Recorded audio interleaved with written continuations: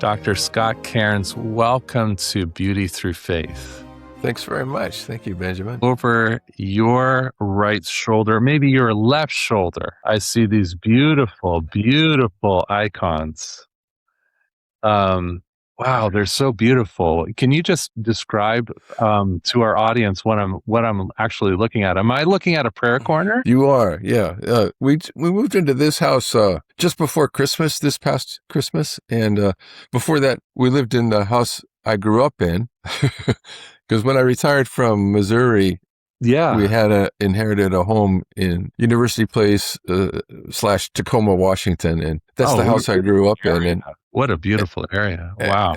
But it was a big house, and it accommodated a chapel. So I actually had a whole chapel with Stasilia from Greece, etc. It was a really lovely prayer spot. But this house is quite downsized. So this is my library, my workspace, and our prayer corner. So it's beautiful.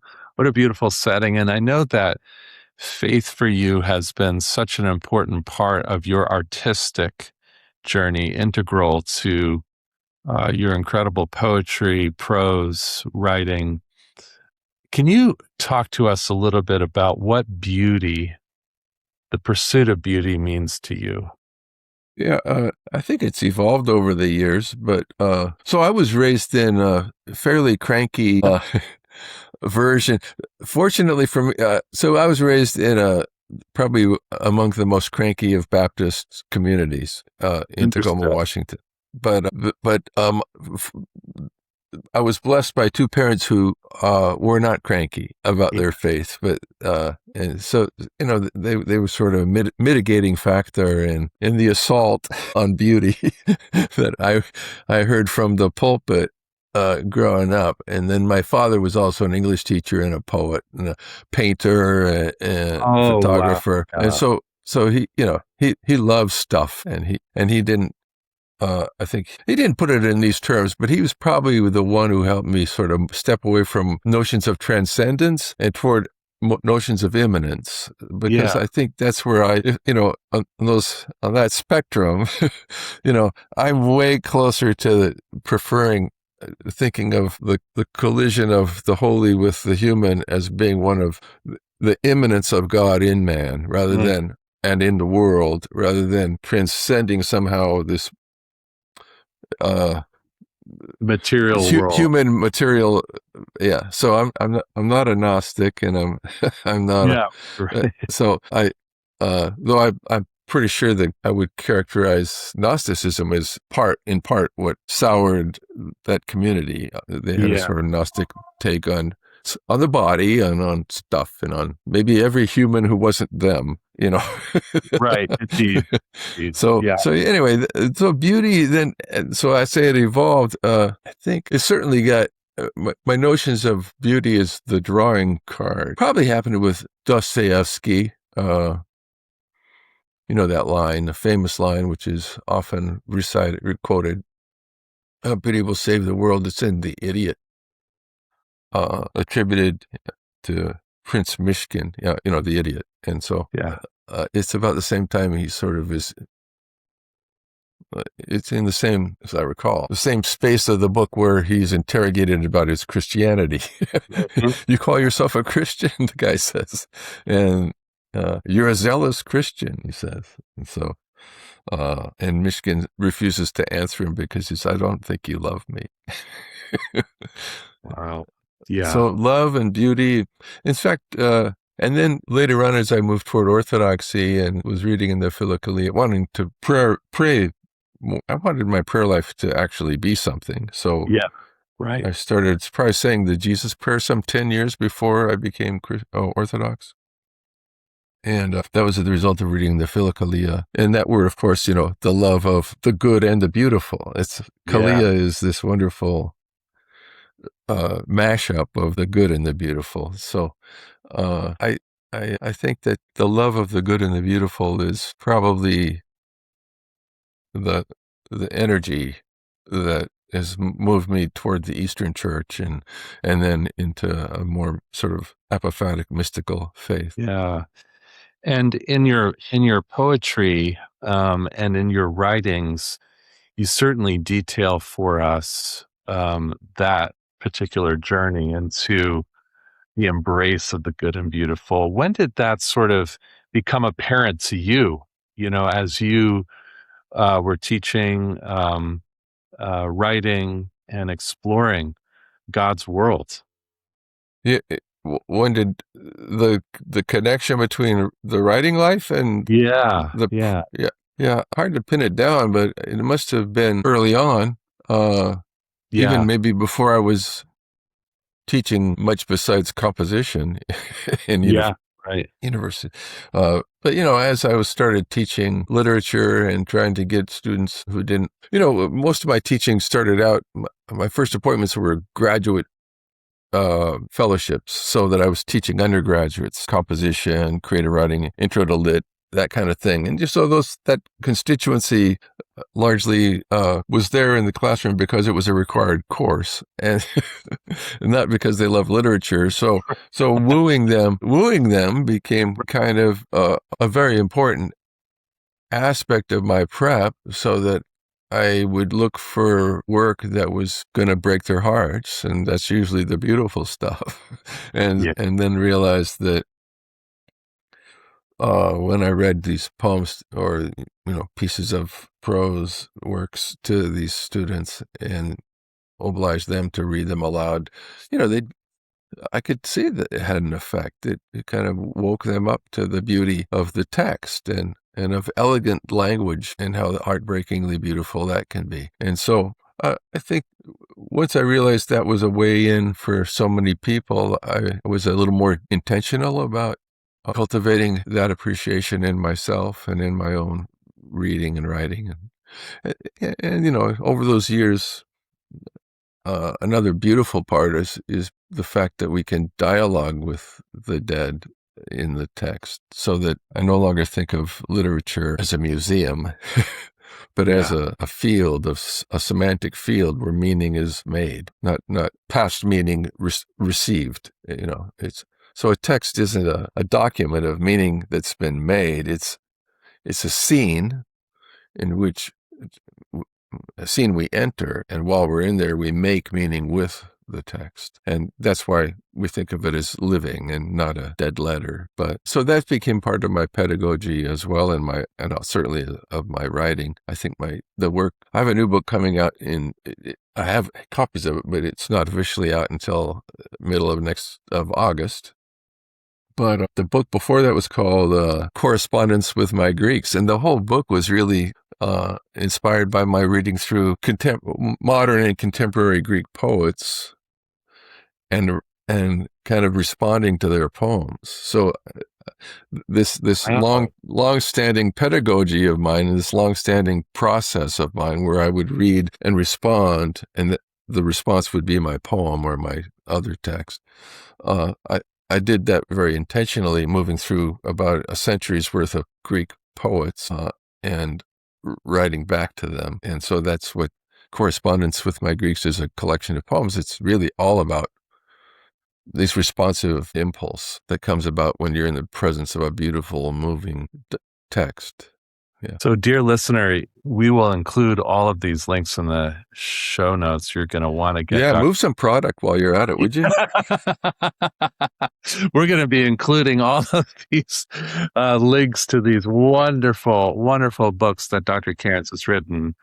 See Look that at guy? That's that. supposed to be me. That I is. kind of used to look like that, but not so much, not so much any longer. And that's Konstantinos Kavafi, one of my favorite Greek poets. And he's, Kavafi's, we think of him as, C.P. Kavafi, I think is how most English People. readers would have been introduced to him. Yeah. But, in Greek, it would be KP. Kavafis. but uh Fantastic. but anyway, so he was like one of the first ones I fell in love with, and then I kept reading in that tradition, and so a whole book came out of writing. But they're sort of homages, but they're also what they provoked me to think about, which I hadn't, which is why I read, I think, to be provoked into pursuing beauty another way, because the conversation continues. And And the Greeks have been provoking you for a bit now. They are such a provocative group. So was I that mean, Homer guy. The Homer guy has really got me rolling. but in terms of just one of your books kind of details your journey to Mount Athos, the holy mountain. Oh yeah, the short trip to the edge, the memoir. Yeah, and tell us a little bit about that in terms of your Yeah. kind of evolving understanding of the Greek church, and then how it applies to you as an artist. How did, yeah, give us a little bit of a summary there. Well, I think the fact that beauty saves the world was sort of I witnessed that in my first entry into an Orthodox liturgy. I'd been reading about it forever. My brother and I both read from the what we call the church fathers. I include some of the mothers in that Of course, category, yes. but St. Mary of Egypt, there are a whatnot, lot yeah, of great texts right? that from the first, 7, 8, 9, 10 centuries of our faith that I just was not uh, even aware existed when I was a kid growing up in church, Yeah, right. and so when my brother was ahead of me a year in college, and so I'm not sure how he stumbled on these guys, but he did, and then he encouraged me to pore over some of those texts, Athanasius, Yeah. uh, Methodios, uh, the one who broke my heart most, and then led me to becoming Orthodox was Saint Isaac of Syria, who's Yeah. also in Dostoevsky, as it happens. I don't know if you've read Brothers Karamazov lately, but I read it almost every year, usually in the summertime, and that I think the first several times I read it, I just, my eyes passed over the name, Our Father Among the Saints, Isaac Isaac. of Syria, Isaac the Syrian. And I had no idea who that was. But then eventually, actually, it was just prior to my becoming Orthodox, I was doing a visiting poet gig down in Wichita, Kansas. And I was there for a month by myself. My family was back in Virginia because I was teaching at Old Dominion at the time, and Okay. Yeah. I was given permission to go teach for a month in Wichita because they thought it would be good for the program to uh, show the flag down there. But so I went down there, and I met Warren Farha, who was the proprietor up until he passed away just a couple of weeks ago. Really? Oh my goodness. Uh, Eighth Day Books in Kansas, in Manhattan or Wichita, Kansas, is where I spent my days when I wasn't in class teaching grad students in their MFA program. And it was his invitation to go to church that took me to my first liturgy at St. George Antiochian Cathedral in Wichita. It just blew me away. It was so beautiful. I wept through most of it, and it was that conviction that this was beautiful and it's changing me.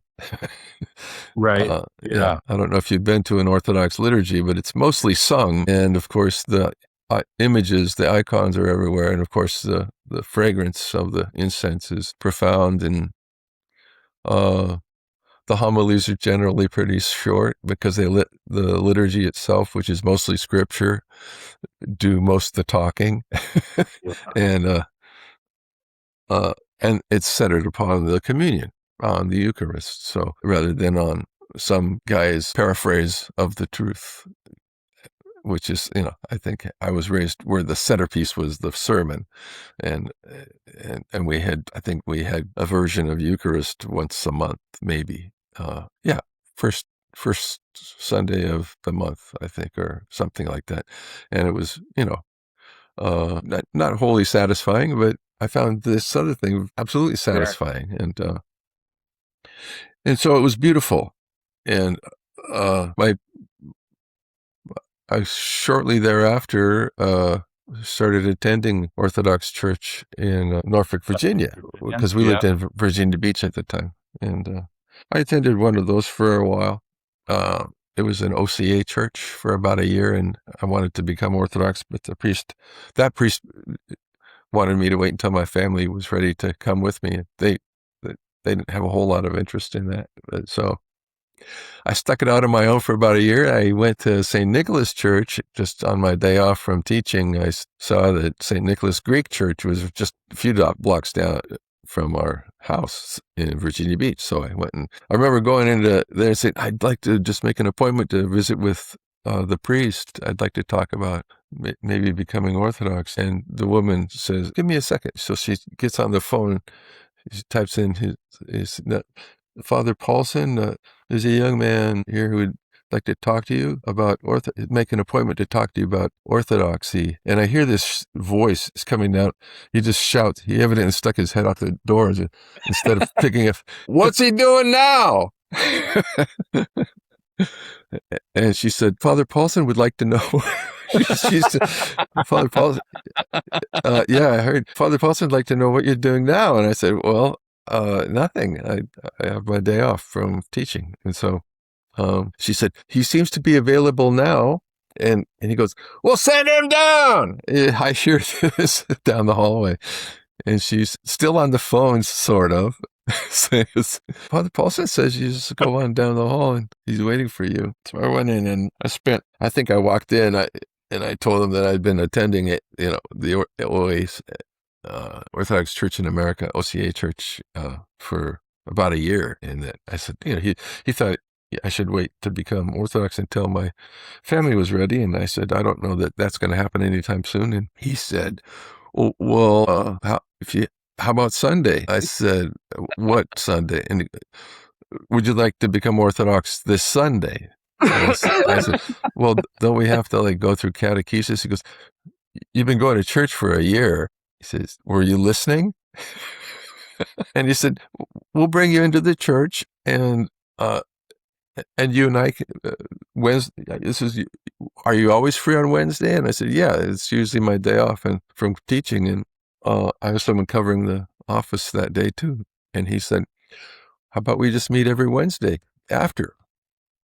And so we did. So for the rest of the time I was in Virginia Beach, I met with Father George Paulson every Wednesday it ended up being Greek classes as much as theological instruction, but it was really wonderful. He's a lovely man, and he's he's the one who called down. He used the phone this time. He said, "Mrs. Snow, I think we're going to have a chrismation on Sunday. Would you go ahead and put down Scott Cairns?" And I said, is there a saint that you like? And I said, Isaac of Syria. And he goes, oh, perfect. Is that your patron? That's your patron. Yeah. And so I became Isaac in the church there. Oh, that is beautiful. That is so beautiful.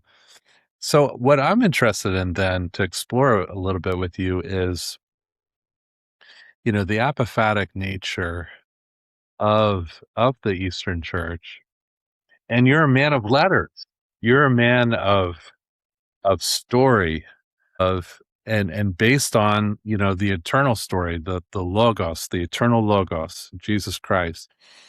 How do you in the West balance sort of this apophatic position that you have in your theology to your work in the West that wants everything wrapped up, clearly defined, clearly stated, sort of in a Thomist approach?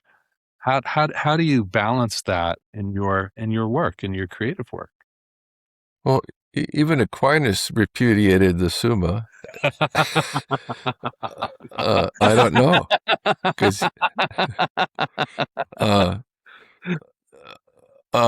because we know that the truth exceeds what we can say about it. And if it didn't, that's not the truth. That's not the whole of it. Coming from you, who is just a master at language. My goodness, that is so beautiful. Well, no matter how good you get at language, it's not good enough to encompass the inexhaustible. And the God whom we worship is endless, not to be defined. enclosed. So I think most of the figures of speech that I've employed in the past, probably 20 years at least, and maybe longer, have been grasping at that. I mean, one of the books is called Lacunae, this notion of, and let's see, and if you look at the icon on the cover of Lacunae, Oh, the Theotokos, yeah. yeah, well, God is inside. The inexhaustible, the uncontainable God is inside this human woman, this saintly, this, you know, Ipera Aia, Yeah, most holy, the most holy Theotokos, has all of God in her.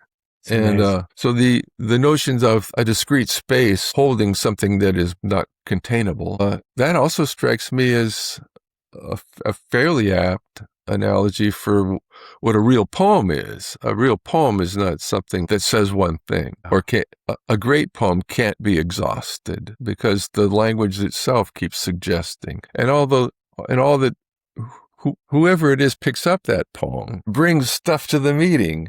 The Yeah, meeting is all it's the no matter how many times you read a given real poem, you're gonna see something else. It's gonna implicate more for you, and you chase that with your imagination. I think that I sometimes speak disparagingly of some poems that are trying to be precise or pin something down.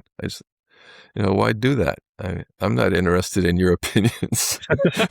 uh, uh, I read texts because they open me up to more ideation that is not ever going to be conclusive, and whatever I say about it will forever be provisional until the next vision, the next encounter opens it further, and that's a real poem in my economy. So the notion of the holy, the apophatic, uncontainable, mm, unnameable truth, which is beyond our language, even though it is the word, I don't think that's accidental. I think there's something oh, that that's right. informs these words. The word informs these words, and the word is uncontainable. And these words, duly employed, may also serve to implicate the inexhaustible, the uncontainable, the Yeah, eternal. And that's the heart of the epiphatic faith, as I know it, is that we're not interested in opinions. We're interested in the truth, and the truth is beyond our ken. So why pretend otherwise? Just admit that all of our assertions are provisional. yeah, I first learned that from the Jews, actually, the writers of Midrashim, who yeah. would, their notion of the scriptures is not that, it's kind of this text that's in the way. You want to get behind it and get to the Get to truth the of it. meat of it. Yeah, the kernel Uh, of truth. Yeah, and right. and that's a perverse approach to any good text, and certainly perverse as an approach to the holy, sacred, inexhaustible text that is the scripture. So the rabbis knew this, and the rabbis would just look.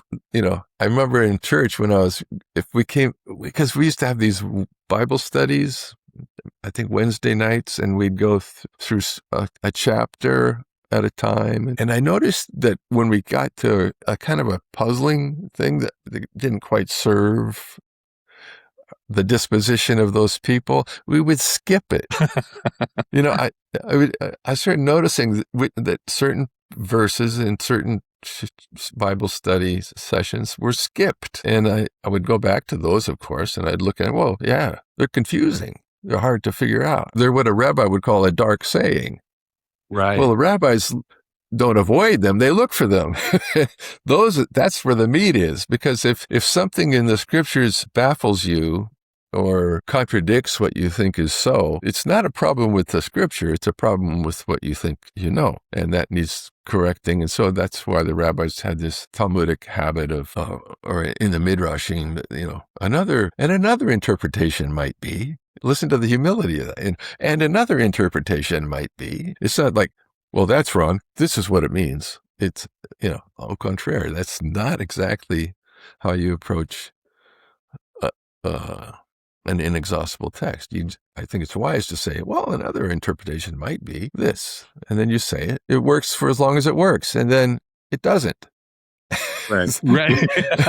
Well, in terms of, you're speaking, yeah, it so resonates with me. And I think it so resonates with actually the Christian resurgence and Generation Z, so to speak, that they're looking for a faith that is connected to history, a faith that is connected to beauty, and a faith that's connected to reality. And um, I think you're speaking to that generation in particular, as I see it with my children and their pursuit of Christ.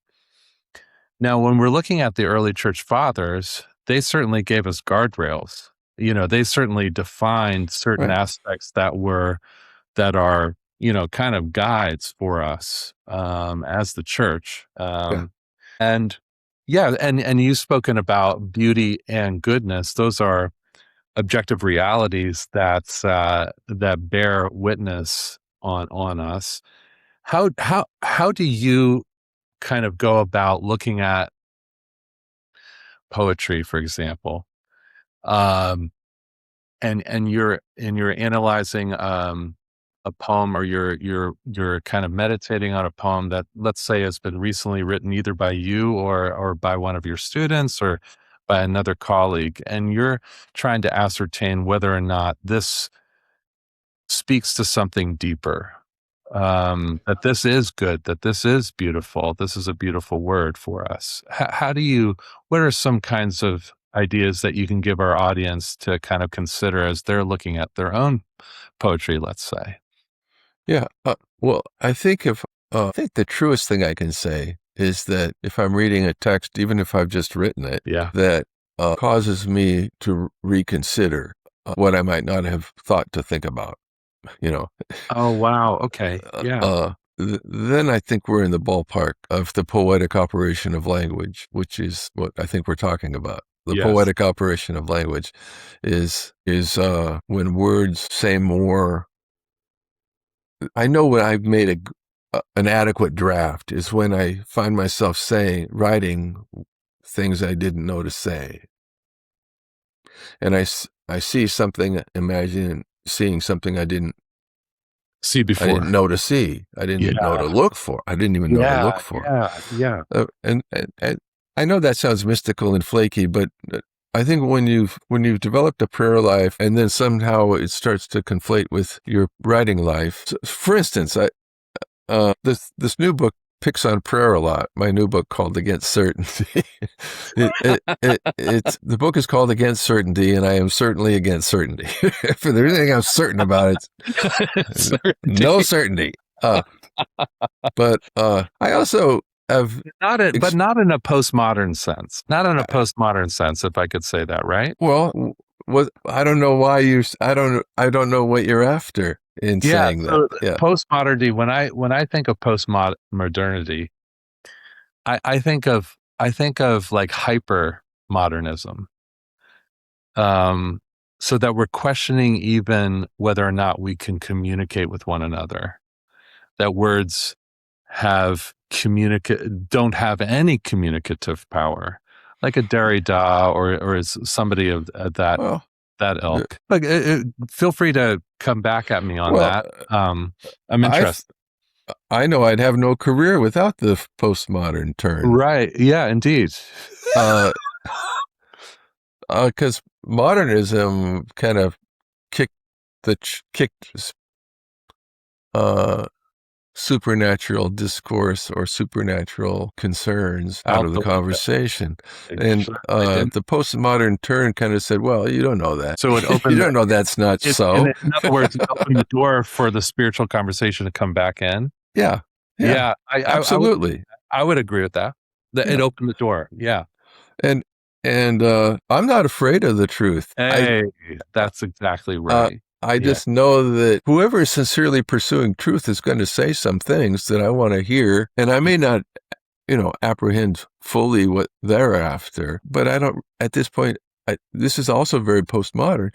I don't care that I'm not getting what they're Yeah, putting out. I What I agree. care is what that text does to me, and helps me to make something that might open someone else, So I don't think it's asocial. it's it's I don't think it's against community. It's a way of honoring a broader community. If people are all, I don't think, I'm sure there are some people who, I guess, there are some people who absolutely don't care about truth, but because they don't believe it exists or something. But Indeed. I'm not one of those people, and I trust that probably 99% of the human race Cares about has a truth. sense that Yeah. truth matters. Uh, they're not in office currently, but but we'll find somebody. Yeah. Who can, in any case, I don't see a tension between for opening the discourse and challenging the discourse, because Because the truth is, the real thing is beyond discourse. So whatever avenues you can find to sort of approach that awareness of the enormity of the one we love and who loves us back, that's a good thing. That's a good puzzle. I want to provoke people to uncertainty. mm, Certainty, mistaken certainties have been the bane of the human race and continue to be so. And so, let's shed ourselves of that. And you're right, the fathers and the mothers of the church have established a kind of practice. I love how Annie Dillard talks about this in one of her books.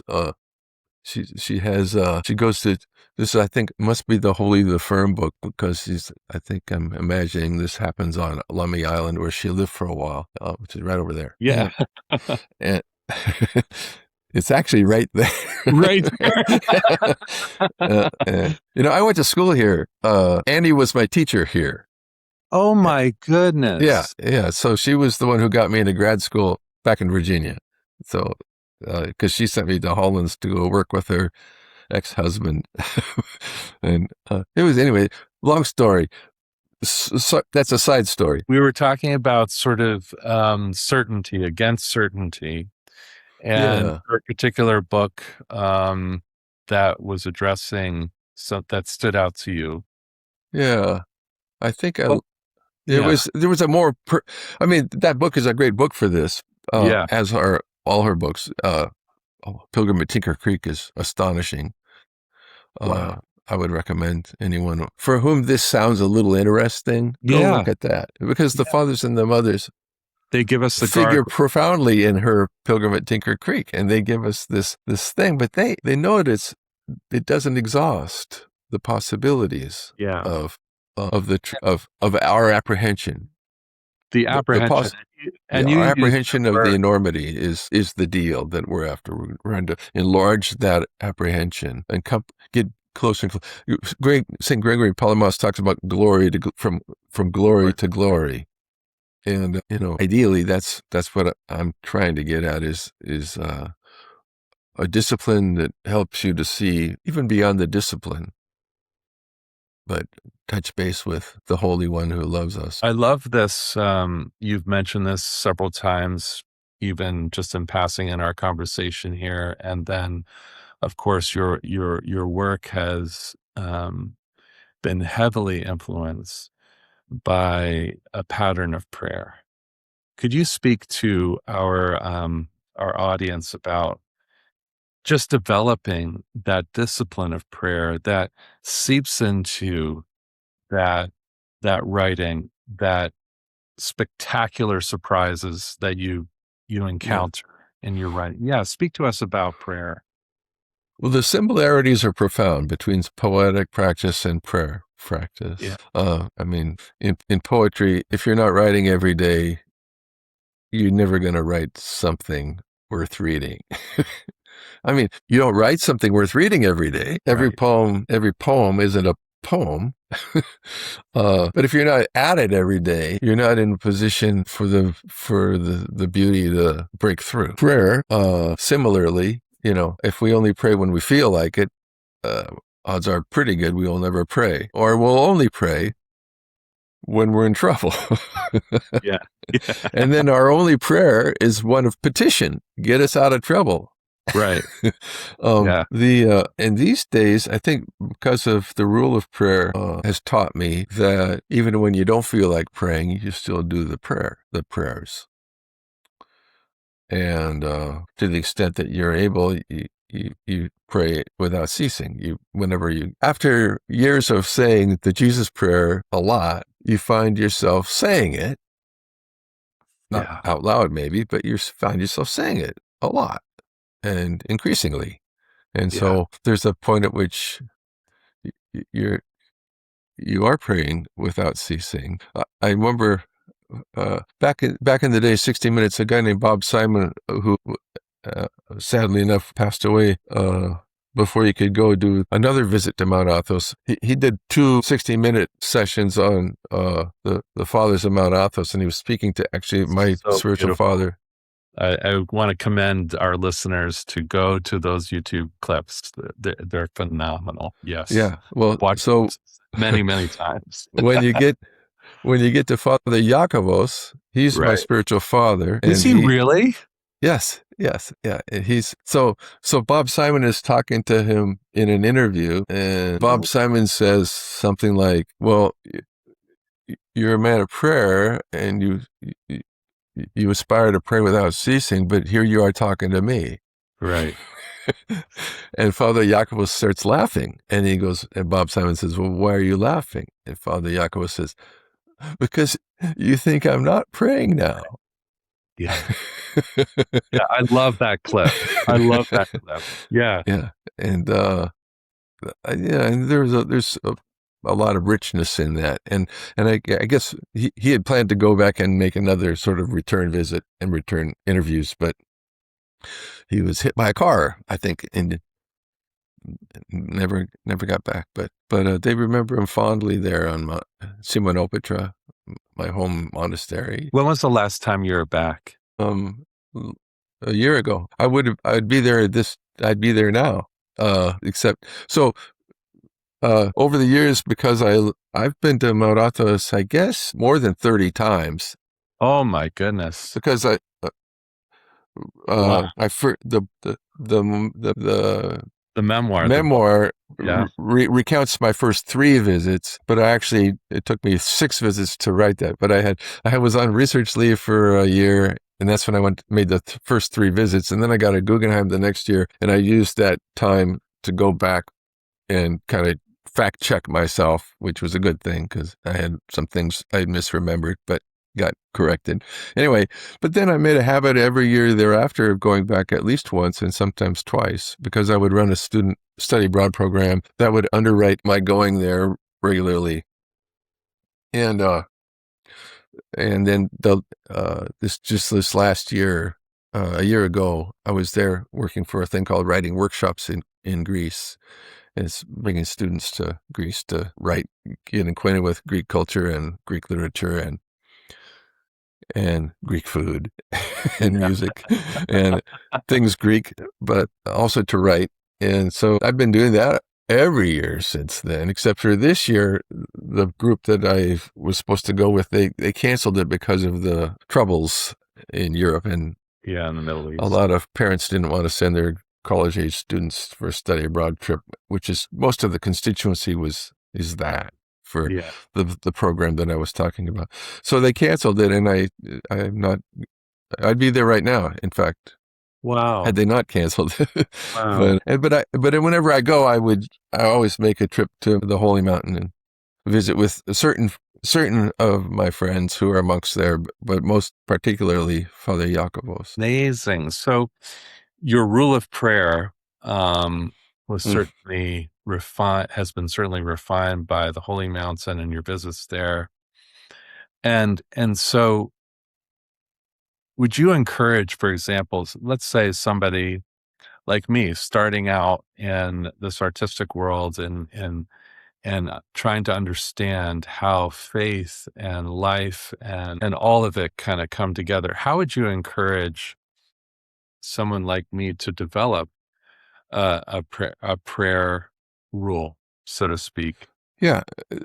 Well, it's best to have someone who is a spiritual mother or father Yeah. to help you establish the rule, because you don't want to bite off too much and then fail.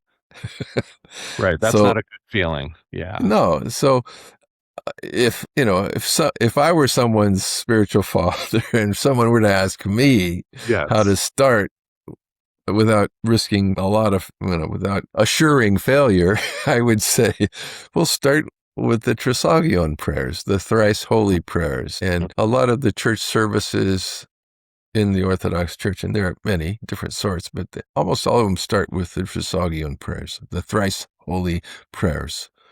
Uh, and, you just get yourself a book that has those, and you say those, at Mhm. least every evening before you go Yeah. to bed. And Yeah. there are evening prayers and morning prayers, and there are intercessory prayers that can come into the rule. But I would establish as my rule something fairly discreet and doable, and I would not fail at that. And if you don't fail at that, you'll be amazed the Yeah. capacity to continue that will be enhanced. And then, but there are other prayers that you can say on occasion. But I would start with the Frisagian prayers. It begins with Holy God, Holy Mighty, Holy Immortal, have mercy on us, and you say that 3 times. And glory to the Father, and the Son, and the Holy Spirit. You cross yourself each time. Let me teach you how to cross yourself. So that's the Trinity. Right. That's the dual nature of Christ. So you're already witnessing your faith in the Holy Orthodox Church, the universal church, when you the Trinity, the dual nature of Christ, and you go like that. Yeah. You say that whenever you say the Trinities and the name, the one God in 3 persons, you say that, you cross yourself. And so you say that prayer, it goes through that, and then it has a And it couple goes into petitions. your body. It's embodied. It goes Oh, right. It's such a beautiful faith. I'm not Orthodox, but it's such a beautiful faith. I do well, pray. not yet, but Yeah. yeah. I pray the Orthodox prayers in the mornings. Oh, okay. Yeah, from a prayer book, So and you know yeah, what I'm talking about. I think that's yeah, you agree that that's a fairly good way to start, just those I Trisagion do, prayers? I do, and it's Ends with beautiful. the Our Father is how it ends, right? Yeah, And then right. you can stop there or keep saying Or keep other going. prayers. Yeah. Yeah, and keep going. And it's so interesting, with the West, and the Western church, it's the Sanctus, right? It's the Holy, Holy, it's the Lord God of hosts. The heaven and earth is full of your glory. Mm. And so there's just such beautiful, beautiful prayers that are as old as our faith, as old as the Lord Jesus's establishment of the church, that we can kind of go into and allow that embodiment of our faith to impact our work as artists. I've certainly seen that, and you've mentioned um, your your rule of poetry basically is that it's very connected. Now, are you like Igor Stravinsky? Like he would compose. He was like a banker. He would compose from 9 to 5, and then call it a day. Every day composing. Or do you go with sort of spritz and starts, so to speak? Yeah. Fits and starts, I guess, and not spritz. Fits and starts. Oh, little spritz, Yeah, nice, a little spritz. refreshing, very refreshing. But I'd say, yeah, I probably get up here most mornings about the same time and chip away at things. We have Labradors. I have a wife who gardens. Oh, We yeah. have other things that come up which might derail the plan, but I probably get up here for at least an hour most mornings and see what comes of it. Um, I think that's where I am now. I find myself. I wrote this to a friend who was asking me what the new book's about. I said what all my books are about. And I used to tell my students, I only have 5 ideas. They're really good ideas about poetry, but there's really just about 5 of them, and and I say in various ways, Yeah, right. and Variations on a theme. and I think some of my students know how. I mean, are probably laughing if they hear this because they'll say, "Yeah, that's true. He's got a repertoire." that he insists on touching base with. The other thing about I always made sure my students would learn a little Latin and a little Greek, or maybe another Romance language and a little Greek, just because not because they're going to become fluent at it, but because they'll recognize how their own English words are haunted by those words. And so a given English word, if you notice the haunted Latinate or the haunted Greek derivative, those words come in and mix with your ideation, and the word gets bigger and more expansive and more suggestive. The connotations flourish. If you just know a little bit of this language, you'll start composing in such a way that employs words that do that. And I think that's another element of my fascination with Greek, is that it has really helped my English. It's helped my my poems become more suggestive because I'm more cognizant of the etymological suggestiveness of a given English word. Yeah. Oh, beautiful, beautiful. And that was purely that fascination with Greece, with the Mount Athos, etc., and the fact that you go to and study Greek. That was purely from a faith perspective, or do you have Greek heritage? No, I don't. Imis Scocesus Americanos. That's Greek for I'm a Scottish American. But you know, when I go to Mount Athos, especially before they knew me, and I was just some schmuck showing up and asking to stay way long, overstay his welcome repeatedly. Because when you're there, they only give you you're there for 4 days. The first permit's for 4 days, 4 nights, and if you want to stay longer, you have to go to a particular room in a particular village, Cairns, in the middle of Mount Athos, and request an extension. So I got in the habit of doing that just as a matter of course. And the same guy every time, he'd ask me the same question every time. He'd look at my name and goes, "Are you Greek?" And I started by saying, "No, I'm not Greek." And then he'd like take forever. And he said, "How long do you want to stay?" I said, "I'd like to stay for 3 weeks." And he'd walk away and come back. And then I'd have it 3 weeks. And then I think my longest stay was 6 weeks. Same thing, 6 weeks. He stamps with it. Finally, same guy, I swear, asking the same question. He says, "Are you Greek?" And I said, "Imiteramu tinlena Irini." And what I said was, "My mother's name is Irini," which is a very Greek name. Yeah. name. Right? And then he took that, so he just assumed I was half Greek. My mother was Greek. And my last name's Cairns. So I didn't lie, but I also Tell the truth. benefited by his susceptibility to being fooled. But and thereafter, he goes, "Yes, how long you want to stay?" Yeah. And I said, "I don't know, 6 weeks." He goes, "Oh, is that enough?" Is that? Oh, and then he's with you. Oh my goodness. And so anyway, no, I'm not Greek. But if I had actually, I guess I'm Orthodox, because when I went with, Frederica Matthews Green? I know of her. Her husband. Love to meet her. She's lovely, and her husband is Father Gregory. Green. Yeah. And I had the great pleasure of traveling with him to Mount Athos once, and oh my goodness, wow. And we walked around together. And then on the way back, our friend recently passed away. Also, I've lost a lot of friends recently, but Stelios Zarganis, my closest friend in Thessaloniki, took us to Ormilia, which is the sort of sister convent connected to Simonopetra. Oh, okay. Yeah, right. For our listeners, only men are allowed on Mount Athos because it's dedicated to the Virgin Mary. But but they have a dependency that they support on the mainland called the Annunciation Convent, and it's it's in a little village called Ormilia, and so Father Gregory and I went to go visit there.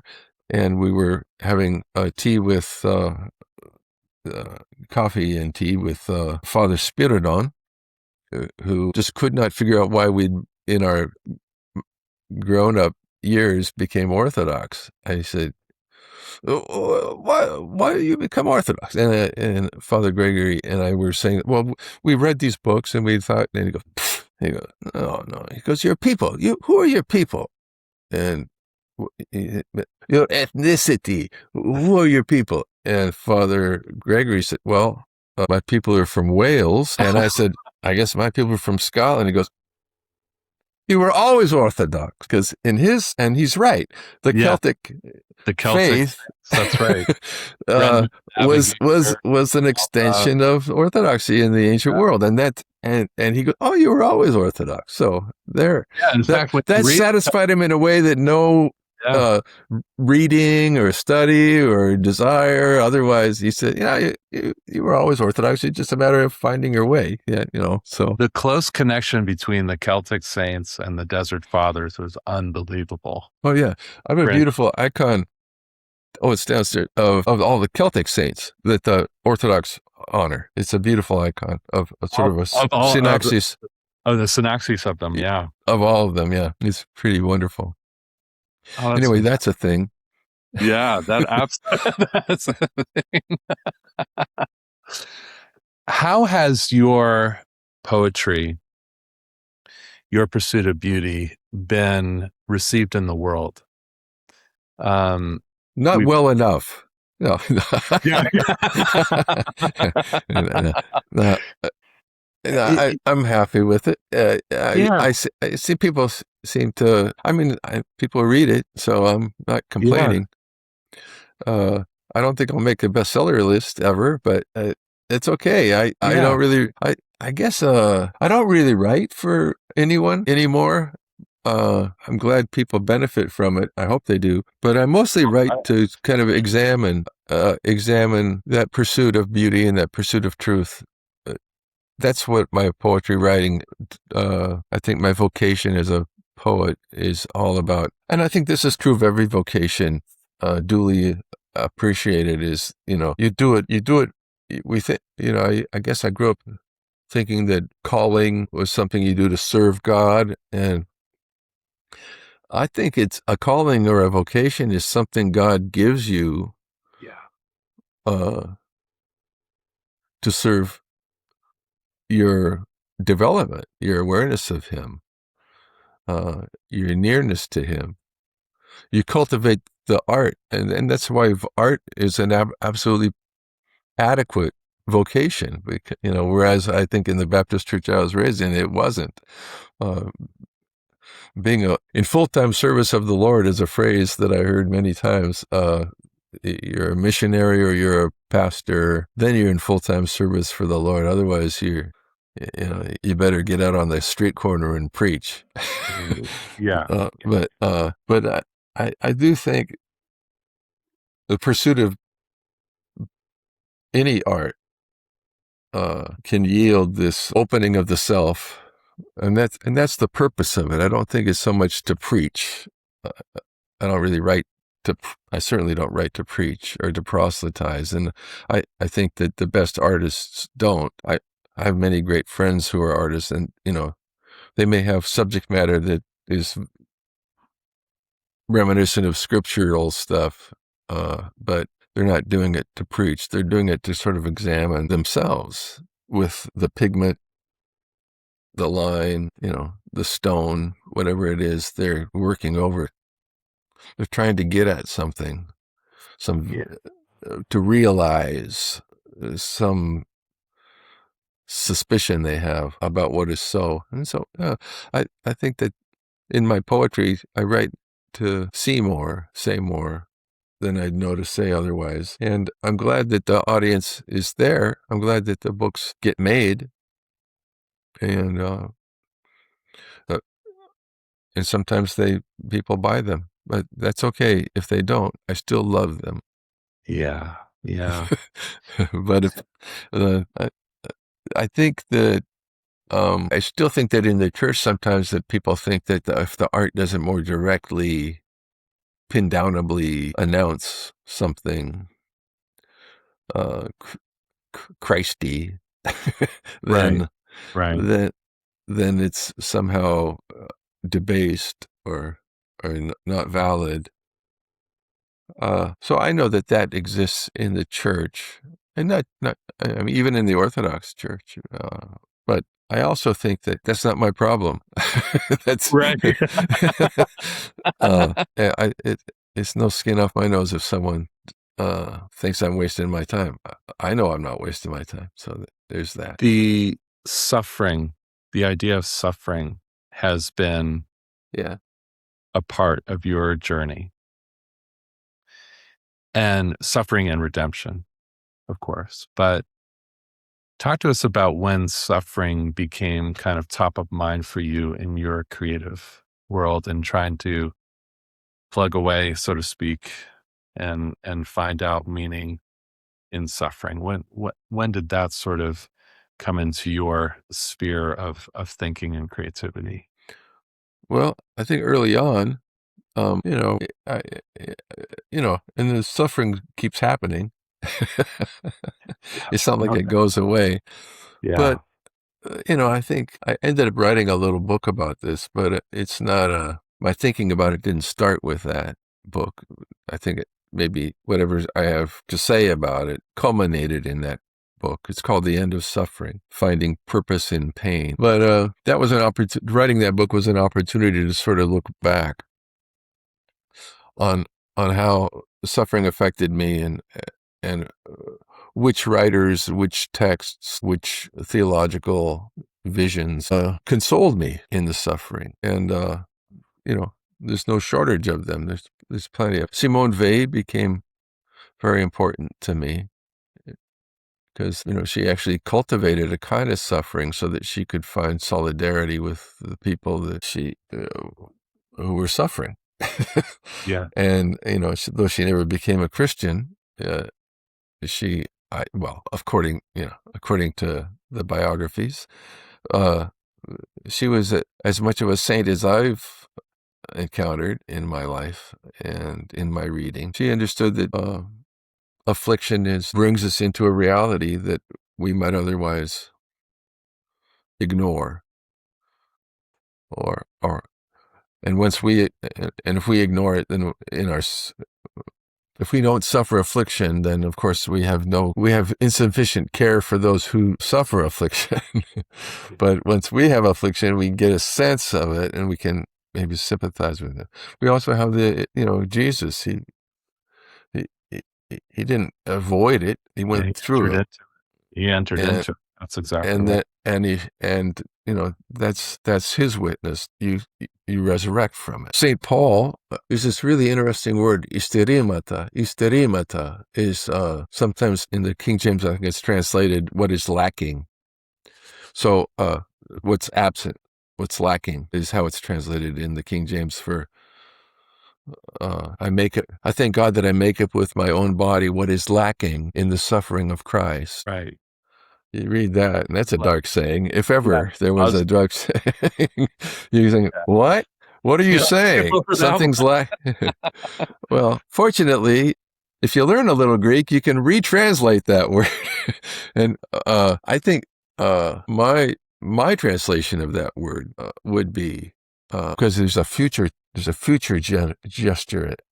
Istiramata. What is yet to be done is better Oh, than what is yeah. lacking. What is Oh, yet to be done, and then if you read the rest of the verse, that makes perfect sense for the verse yeah, it because sure does. It's kind of like, yeah, he's the intermediary between and what here is yet to be done? Well, my participating in it is what's yet to be done. He took on my suffering. If I partake in his partaking of my suffering, then I also partake in the resurrection and the now. holiness and the all that God brings to the mix Yeah. becomes mine too. So I make up with my own body what is lacking in the suffering of Christ, or I make up with my own body what is yet to be done in the Mm, suffering of Christ. mm, And what is yet to be done is my suffering, and then persevering through my suffering to the resurrection in Christ.